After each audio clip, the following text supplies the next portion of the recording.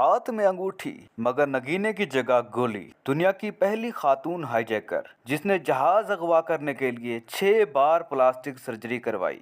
دنیا کے مشکل ترین کاموں میں سے ایک کام ہائی جیکنگ ہے، جس میں کسی بھی ملک کے طیارے کو اغوا کرنا اور اس کے ذریعے اپنے مطالبات منوانا ہے۔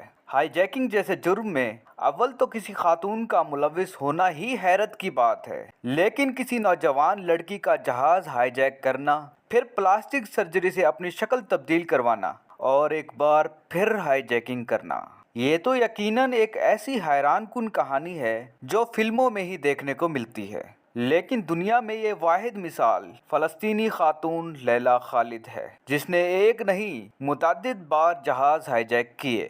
ناظرین گرامی، لیلا خالد کی ہائی جیکنگ کی کہانی جاننے سے پہلے ہم یہ جانیں گے کہ لیلا خالد کون تھی اور ایسا کیا ہوا کہ لیلا خالد جیسی مذہبی گھرانے سے تعلق رکھنے والی باپردہ خاتون کو جرم کا وہ راستہ اپنانا پڑا جس میں ان کی جان اور عزت ہر وقت داؤ پر تھی۔ یہ جاننے کے باوجود کہ جو راستہ انہوں نے اپنایا ہے اس میں واپسی کی کوئی امید نہیں۔ لیلا خالد 9 اپریل 1944 کو فلسطین کے شہر حیفا میں پیدا ہوئی۔ ان کا تعلق ایک متوسط مسلم خاندان سے تھا۔ ان کے والد کا نام فیاض خالد اور والدہ کا نام زینب تھا۔ لیلا ابھی صرف 4 برس کی تھی جب 1948 میں اسرائیل کے قیام کے بعد ان کے خاندان کو گھر چھوڑ کر ہجرت کرنا پڑی۔ وہ لبنان کے شہر سور اور بعد میں اردن کے شہر عمان منتقل ہو گئے۔ اس وقت ان کا خاندان فلسطینی مہاجروں میں شامل ہونے لگا۔ یہ واقعہ لیلا کی زندگی کا ایک اہم موڑ ثابت ہوا جب ایک چھوٹی سی بچی کے دل میں وطن کی محبت اور چھینے گئے گھر کا دکھ جاگا، جو پوری زندگی ان کے سوچ اور جدوجہد کا حصہ بن گیا۔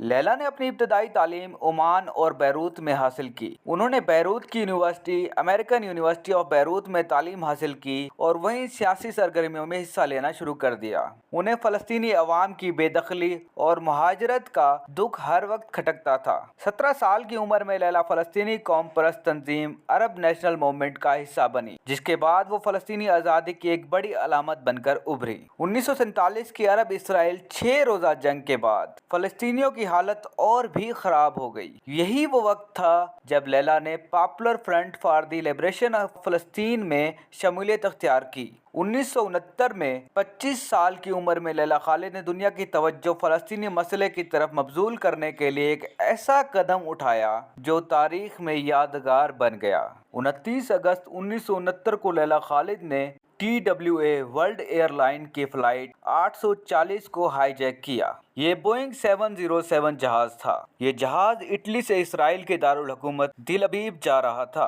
اطلاع یہ تھی کہ اسرائیل کے وزیر اعظم اسحاق رابن بھی اس فلائٹ کے مسافروں میں شامل تھے۔ جہاز ایشیا کی فلائی حدود میں داخل ہوتے ہی ایک نقاب پوش خاتون نے جہاز کا کنٹرول اپنے ہاتھ میں لے لیا۔ اس نے پائلٹ کو حکم دیا کہ فلسطینی شہر حیفا کے اوپر سے پرواز کرتے ہوئے جہاز کا رخ دمشق کی طرف موڑ لے۔ دمشق جانے سے پہلے میں اپنی جائے پیدائش وطن معلوف حیفا کو دیکھنا چاہتی ہوں۔ خاتون اور اس کے ساتھی جدید اسلحہ سے مسلح تھے۔ پائلٹ نے حکم کی تعمیل کی اور جہاز حیفا کے اوپر سے پرواز کرنے لگا۔ جب جہاز حیفا کے اوپر سے پرواز کر رہا تھا تو لیلا کے دل میں تمام یادیں واپس سے امڑ آئیں۔ اس کا بچپن، اس کا گھر اور اس کے تمام حسین یادیں اس کے ذہن سے ایک فلیش بیک کی طرح گزر رہی تھی۔ جہاز دمشق میں اتار دیا گیا۔ مسافروں کو یرغمال بنا کر فلسطین کی آزادی کا مطالبہ کیا گیا۔ پوری دنیا کی توجہ فلسطینیوں پر صہیونی مظالم کی طرف مبذول ہوئی۔ مذاکرات کے بعد اسرائیلی جیلوں میں مظلوم فلسطینی قیدیوں کی رہائی اور ہائی جیکروں کی بحفاظت واپسی کی شرائط پر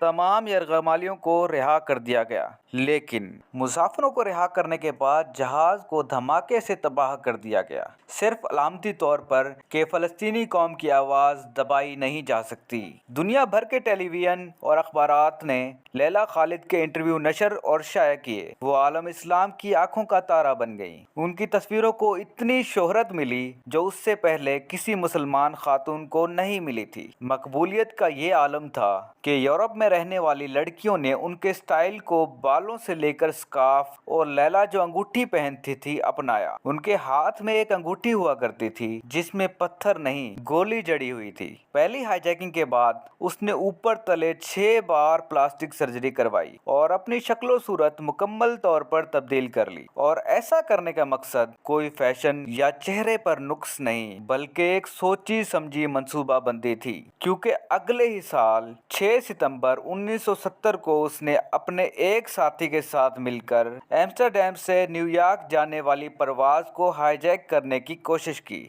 लेकिन ये कोशिश कामयाब ना हो सकी। उस तैयारे को बर्तानिया के एक एयरपोर्ट पर उतार दिया गया। लैला के साथी को गोली मारकर हलाक कर दिया गया, जबकि उसे गिरफ्तार कर लिया गया। लेकिन उसे जिंदा गिरफ्तार करना इसराइल की सबसे बड़ी गलती थी, जिसका पछतावा उन्हें आज तक होता है। उसके बरअक्स मुस्लिम उम्मा और फलस्तीनी कौम के लिए ये एक बहुत बड़ा गोल्डन चांस था। इस बात को एक महीना भी नहीं गुजरा था कि फलस्तीनी जांबाजों ने एक और तैयारा अगवा किया, मुसाफिरों को यरगमाल बनाया, मुज़ाकरात की मेज़ पर लैला खालिद की रिहाई का मुतालबा किया और यूं लैला खालिद को कैद से रिहाई मिल गई। लैला खालिद दुनिया भर में फ़लस्तीनी आज़ादी की अलामत बन गई। उनकी तस्वीरें, जिनमें वो AK-47 राइफल थामे दिखाई देती हैं, आज भी फ़लस्तीनी मज़ाहमत की सबसे ताकतवर अलामत समझी जाती हैं। उन्होंने बाद में फ़लस्तीनी औरतों की तंजीम general union of Palestine women के साथ काम किया और फ़लस्तीन में ख़वातीन के हकूक़ और सियासी शऊर के फ़रोग़ में बड़ा किरदार अदा किया। लैला खालिद ने डॉक्टर फैसल अल हुसैनी से शादी की, जो कि ख़ुद भी फ़लस्तीनी सियासत में सरगर्म थे। उनके बच्चे हैं और वो बैरूत लबनान में रिहाइश पजीर हैं। लैला खालिद अब 80 साल से ज़ायद उम्र की हो चुकी हैं। वो अब भी फ़लस्तीनी अवाम के लिए आवाज़ बुलंद करती हैं। वो बैनुल-अक़वामी कॉन्फ्रेंस में शिरकत करती हैं, लेक्चर्स देती हैं और फ़लस्तीन के लिए शऊर उजागर करने में सरगर्म हैं। अगरचे अब वो मुसल्लह जिद्दोजहद में शामिल नहीं, लेकिन उनकी शख्सियत फ़लस्तीनी मज़ाहमत की एक अलामत बन चुकी है। लैला खालिद की ज़िंदगी एक छीनी गई सरज़मीन, जिला वतनी, मुज़ाहमत और आज़ादी की जिद्दोजहद की अक्कासी करती है। उनकी कहानी सिर्फ एक हाईजैक की कहानी नहीं, बल्कि पूरे फ़लस्तीनी मसले की नुमाइंदगी करती है।